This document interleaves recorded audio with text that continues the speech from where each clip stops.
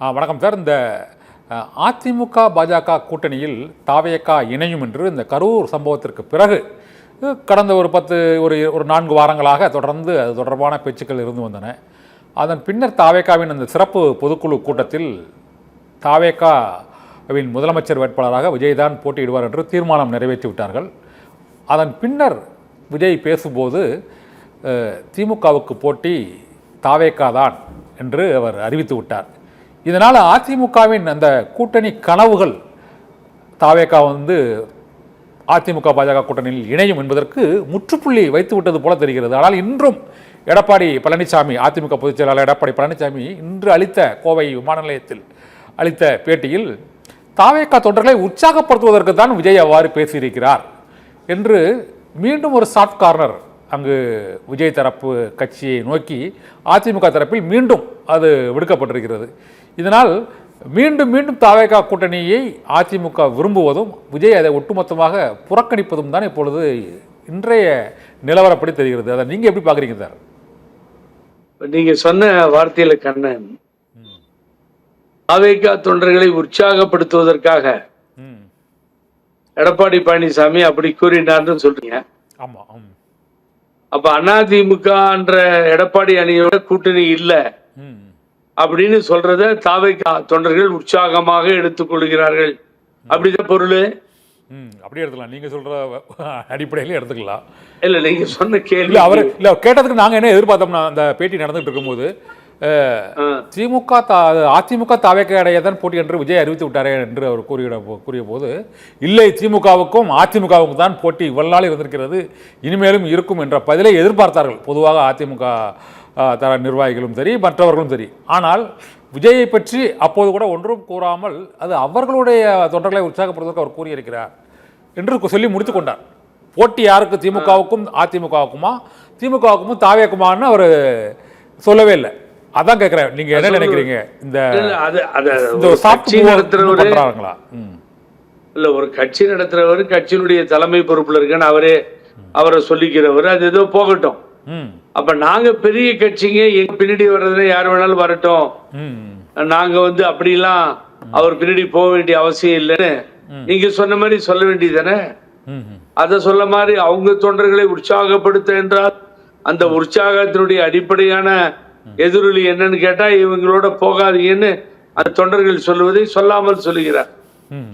ஆகவே இது ஒன்றை கவனிக்கணும் கண்ணன், நீங்களும் நானும் இதே சத்தியம்ல உட்கார்ந்து 2 மாசத்துக்கு முன்னாடி நான் ரொம்ப கிளியரா சொன்னேன், திமுக தாவேகாவுக்கு தான் போட்டின்னு.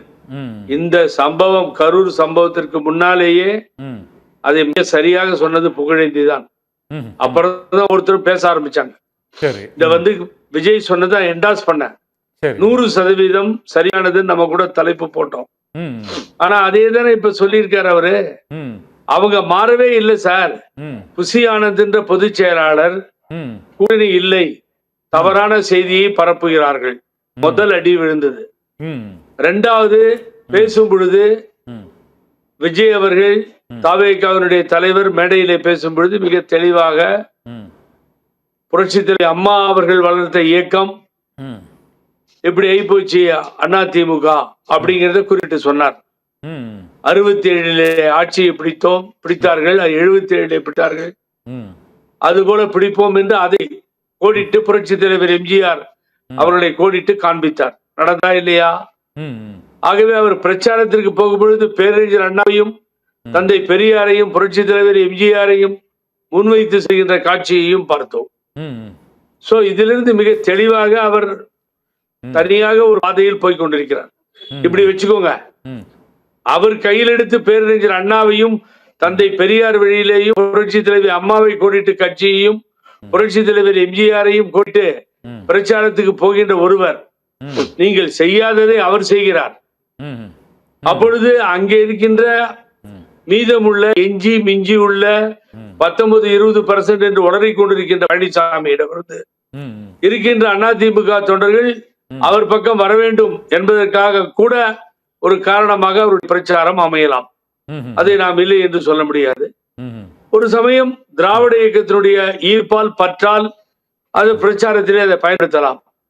அப்படி பயன்படுத்துகின்ற விஜய், நல்லா கவனிக்கின்ற கண்ணன், ம், அப்படி பயன்படுத்தி தனது பிரச்சாரத்தை முன்வைக்கின்ற ஒரு தலைவர் ம், இன்னொரு அதே பேனரில் உள்ளே வருவரை ஏன் சேர்த்துக் கொள்ள வேண்டும்? ம். உங்களை பாரதிய ஜனதா கட்சி முடிச்சிருச்சு அதிமுகவை. ம், எடப்பாடி பழனிசாமி குரூப் எல்லாத்தையும் நாளா பிரிச்சு வேடிக்கை பார்க்குது. ம். ஆக நலிந்து மெலிந்து நிற்கின்ற இந்த கட்சி தொடர் தோல்விகளை பழனிசாமி தலைமையிலே இது சந்தித்து வருகிறது. சார், இன்னொன்னு இது யாரை முன்வைத்து இந்த கட்சி, இல்ல இல்ல. எந்த தலைவர்களை முன்வைத்து கட்சி, ம், அந்த தலைவர்கள் படத்தை அவர் பயன்படுத்துகிறார். ம், அது போதும் எனக்குன்றாரு.